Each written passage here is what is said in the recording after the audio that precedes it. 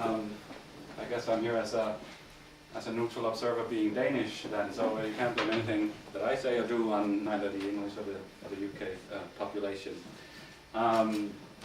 Yes, I am a creative director of Skype. I've been with Skype since it didn't exist. That, unfortunately for me, does not make me a co-founder, but it does not mean that I've been traveling, going to Estonia, staying in Estonia, living in Estonia for extended periods of time, and since 2003 at some point.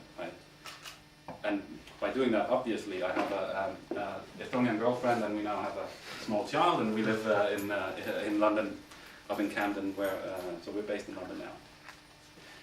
I manage a team of about 50 people on the creative side, from HTML, PHP to Flash and usability, interaction design, and whatnot. So half that team, more than half that team, is based in Estonia, comprised of Estonians for the most part. The other half here in London. And part of what the brief was when Robin and some people at Skype talked to me about coming here and speaking to you guys was about outsourcing to Estonia. And I have to be frank, I know nothing about outsourcing to Estonia, because the way that I work, that we work, and that I've seen other people work with the connections I have in Estonia is not where Estonia is on the receiving end of a brief or a mail or a phone call of do this and deliver by tomorrow. It seems to be in the nature of these people that I've worked with there to be a part of the project and provide value above and beyond delivering that many lines of code or this amount of Photoshop documents and what have you. There is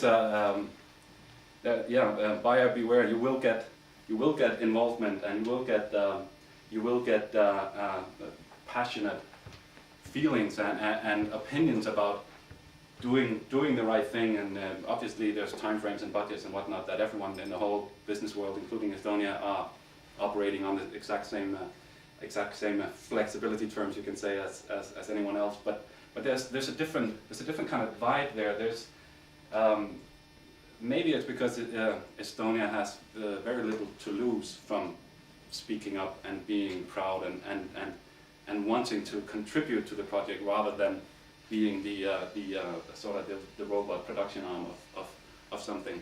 I'm sure it exists as well if that takes your fancy, but it won't be the average Estonian new media professional you'll run into there. And we ourselves, again, even though I have quite a large team, 25 or so people in Estonia, we use local agencies once in a while for local marketing stuff and for overflow capacity issues. You can imagine we have many projects going on at the same time. It's literally sitting in London here.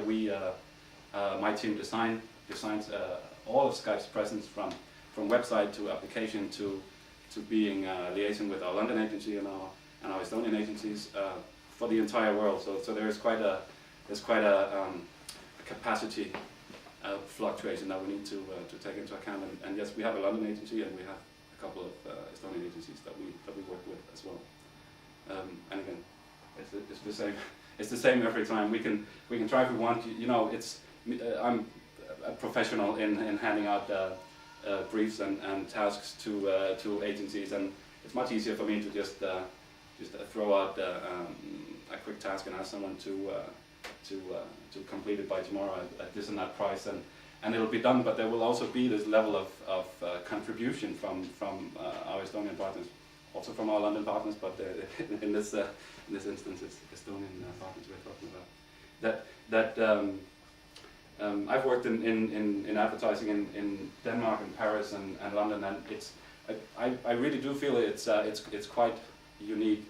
The consistent level of involvement and contribution that you get from your partners there is different from other places. So, but that's basically the main point that I want to highlight. And of course, I don't know how many of the non-Estonians here have ever been to Estonia. It's I get, when I take the taxi to Gatwick Express, and everyone asks me where I'm going, and I'm going to Estonia. Okay, well, where's that? And it's in the Baltics. If I say that, people think it's by the Balkans, down by Yugoslavia and what have you, and it's it really isn't. It isn't a strange land in a strange part of the world. There is. I have lived many places, and I've seen. I've traveled regularly between here and Estonia, and there isn't much. It isn't this special, unique, different. Well, unique it is, but it's not out of this world kind of destination where you need to look over your shoulder, or where you need to not know anything that goes not understand anything that takes place in the public space or even in the advertising space and whatnot. It's right there for your taking, basically, and it's quite easy to get around on your own and to be there, even though you don't. I don't, much to my girlfriend's chagrin. I don't speak the language, so that's not a barrier for, certainly not for a working relationship. Maybe for my girlfriend relationship. I don't take that. She doesn't speak Danish though, so we're still even. So yeah, so I can heartily recommend that, and in fact, another important point is that many, I don't know how many people here care about it, but in the world that in the sort of Skype and internet and technology world, the default assumption is that we have a fair-sized office in London and a very large office in Estonia. And coming back to the outsourcing thing, people assume that we have a headquarter in London, and then we have a production office in Tallinn and a satellite office in San Jose and in Tokyo and whatnot. That's literally not the case. We have our much of the, as I told you, much of the creative muscle is in Tallinn, Estonia for Skype. Nearly 100% of the creative development muscle is in Tallinn, Estonia. There's no such thing as a headquarter in London and a production arm in Tallinn. Skype today would not exist without the unique qualifications of the Estonian development team. That's a fact. It's not. There are 0 business people in London that at the end of the day made that happen. There is, however, quite a few extremely intelligent architects, developers, people in Estonia that made that happen. Maybe it's bigger because maybe the success of Skype and the size of Skype and whatnot is to a large degree it is today because of some help from some London-based business people, but the foundation of it all is a tight group of Estonian people. So yeah, that's my 2 cents about that. Thank you very much. You're welcome.